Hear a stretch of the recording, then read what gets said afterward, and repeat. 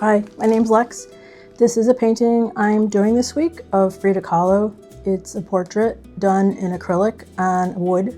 This is a little wood box. It's 6 inches by 6 inches, and I finish it all on the sides as well, and then put a piece of craft paper and a sawtooth hanger on it. And that's what we're working on this week. Hope you enjoy it. This is my palette today. I'll be using a turquoise to sketch with, and that's cadmium red. That's magenta, that's a lavender, and then I'll use a white, that brilliant green, which is like real fluorescent pink, and that's cadmium yellow, and that's a dark blue. So what I do is I just wet the palette, or wet the color that I want to use, which is this blue, it's the turquoise, and then just sketch in with it. I don't use pencil on my paintings because the pencil will leave a residue. So, and then plus if you use a paint, the paint goes right into the painting, so you don't really see it. But I can still see it enough that when I go to paint, I can distinguish where my lines are. And then I just split that, so you can see I just put a line down the center just to make sure that it's kind of even. What I'll do is use a V, that's a V for the nose, and then an upside down V for the bridge. And then just bring around the cheeks or the face on the other side. And then another V for the above the lips, and just a line for the lips, and then I'll redo the bridge so I can see where the top of the eyes, in the eyes and eyebrows. Her eyebrows are very distinct because that's her personality, so I'll make sure that I show those as part of why the painting is so Frida. So I just put like a little bit of an oval for the chin and just keep going back for a little bit of water, and then sort of just bring in either side of the face. So I split it evenly as best I can, putting in the neckline, and then I'll put in her jewelry, which is those big what do you call it, necklace and earrings, and just shaping the ear right now and putting that in. So back for more water and water this down. What's good about the paint, you can redo it if you don't like it, and, or paint right over it with a different color if you want to make sure you see something that you're defining. So just the neckline, I'll just quickly put in her shoulders, and then that should be it for now. This is mixing various colors. I have the magenta right now and the white, the titanium white, but there's a little bit of yellow in there as well. This is just a basic laying out the colors. Obviously these are more flesh tone, and I don't really work in this palette for my normal stylized work, so it's just a light wash to put down so that I don't have a pure white background. And the magenta will play a heavy role right here because I'm now shaping the bridge of the nose with it, so I just want it washed out, so that's why I add a lot of water to it and grab some white and just do light washes. It's just a build up, and then I figure out where I want to go from there. I'll use the cadmium yellow and water it down with some cadmium red. Now this is going to be a base color for the hair, and even though I go back over the entire hair with a dark blue and like a mixture of dark blue and the cadmium red, what that does is putting the orange underneath it, the spaces that the hair is not covered with the blue, the orange will pop through. I always put a base of something like a yellow or an orange under a lot of my work. I just feel like it makes it more brilliant in the color arrangement. I just have a very bright palette, so for me that works. As you can see, I just put a dash above the lip. It's just by habit. Now I'm laying in the eyebrows. Again, the dark blue will go over the orange, but there are going to be areas where you could see that the orange pops through, and it really adds, I think, a nice addition for the dark blue and the orange combination. Love this fluorescent pink. It looks great against the orange. I'll add it all through the whole background. Right now it doesn't look as if it's, a solid hot pink, fluorescent pink, but it will after I continue to add the layers.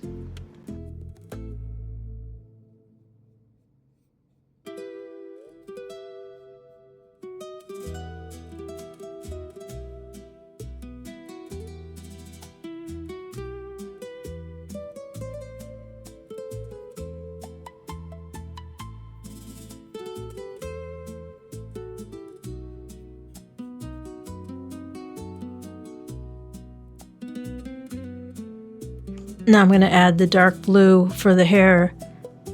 And what I'll do is I'll leave some of the orange showing through like I mentioned before. It won't be a lot. It'll be enough just so that the orange shows for like the hair splitting, you know, where hair would be like on a very tight hairdo like this. The orange will pop through. So I just go around and add it little by little.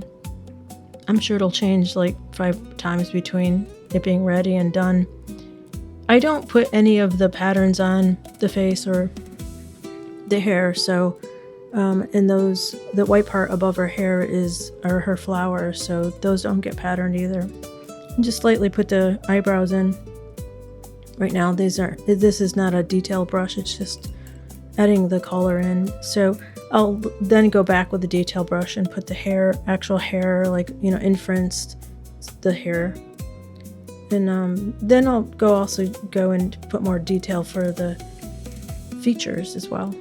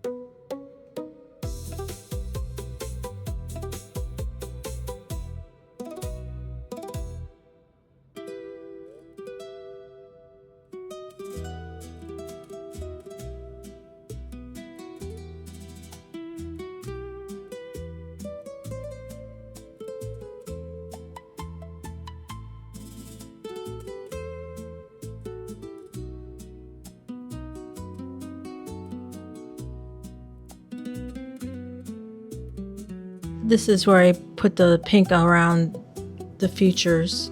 Again, I'll go around and do this like 5 times and paint over it again. But it has to be done, you know, so you have to literally go around, put everything down, rearrange the colors all throughout the painting, you know, because at least I don't know where I'm going.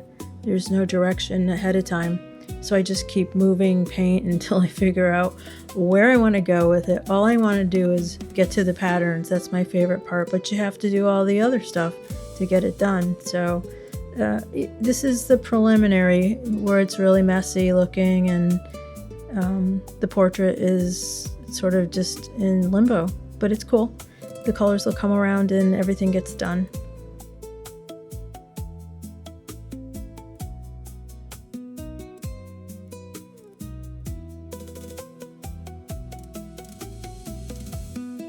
I'm using the dark blue to outline everything. I will go around and you can see I already put the eyebrows in, go back and do some of the work on the hair. The orange is still popping through, which is what I want. The eyes are outlined. I did that off camera. I had to edit so that the video is not really, really long. I actually film everything and then I have to pick and choose what clips I use, because really it would be like 4 hours long, so I just sort of pick what I feel like is important. Like the eyebrows are really important. Here I'm using a really thin brush, you know, painting each one of the hairs, and that looks like it should look. I'm more of an abstract person, even though it looks like I don't paint, that I do detail, which I am doing detail. You can see I do color washes. That's the bulk of my work.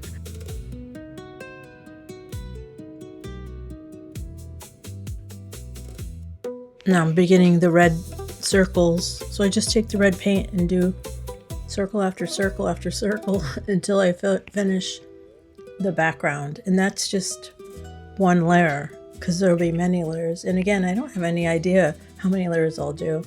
And here a little V pattern to go on her dress. And this is just, you know, me going about my way, making up things as I go, having no clue where anything's gonna go, but it looks cool. I do the bottom and finish the edges as well. And I have fun. This is my favorite part, so I'm having a lot of fun right at this point.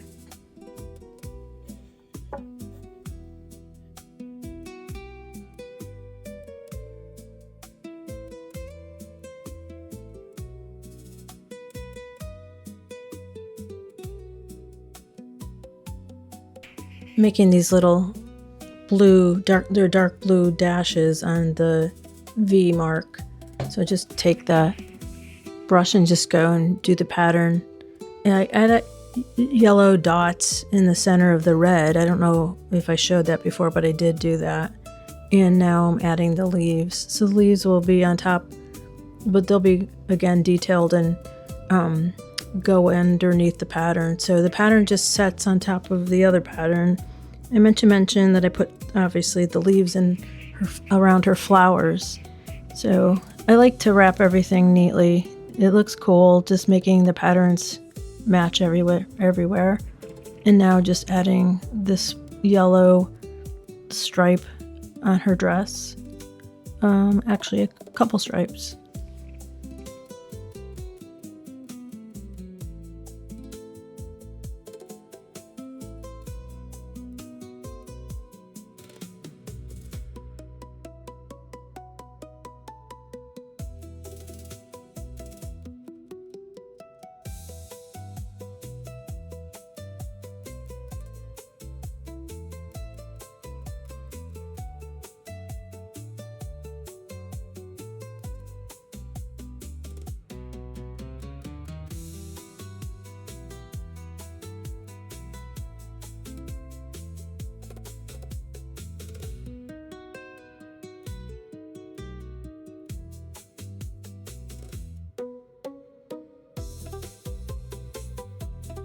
I added the white circles earlier. Now I'm going to be adding the green lines, detailing the leaves. So just go back and forth and darken areas because I highlighted all the leaves in a brighter green. And then I'll continue to go around the whole entire scene and fix the leaves. I did, what did I do? Oh, I outlined the hands. The hands are, I meant to mention that. I don't think I did the hands, or did I? I'm not sure. I can't remember now. Because I do the editing by doing clips and then put it all together. So the hands are Frida's language. Everything else is my language. I call it language because it's all the line work and the patterns are constant in my work. The hands are from her. I wouldn't normally put them in my work. So yeah, so that continues on, and I outline those in the dark blue. I added I'm tying up all the line work and the detail work by outlining the leaves and anything extra that needs to be done. So I just go around and I look at everything, go in the blue, take the little pink lines and go across her dress like that as well. And then what I do is I take orange lines and I break up the background. And for me, that pushes everything in that detail behind the subject matter, which is Frida. And everything that's her is in the foreground. She's in the present. Everything else is in the future, is in the past. That's how I interpret my own work with those lines, because I use them a lot in a lot of my paintings. So that's at least what I feel about it. So now I'm putting the little green line work on it to sort of finishes everything up.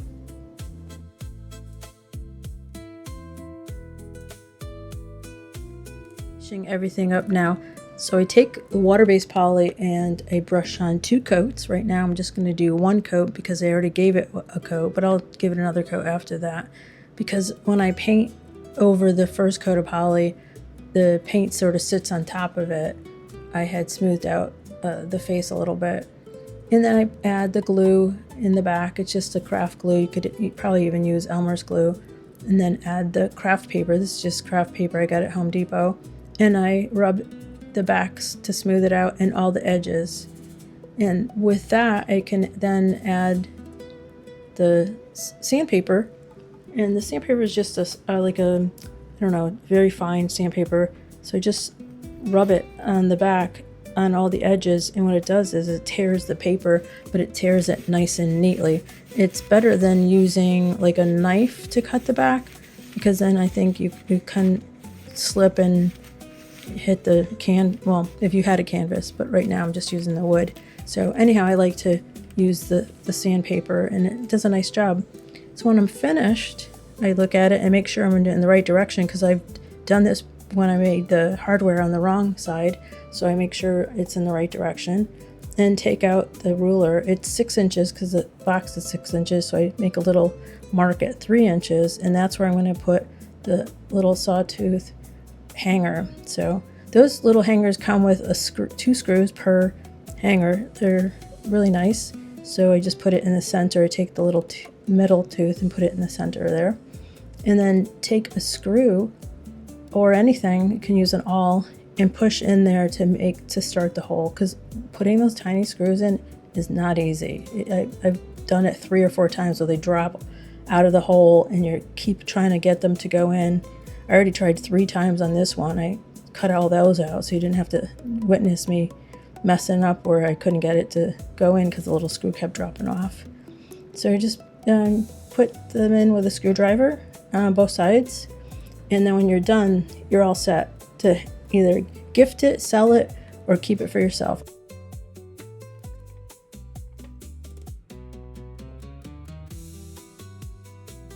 Everything's done. I did add some red to her lips and a couple highlights on her face.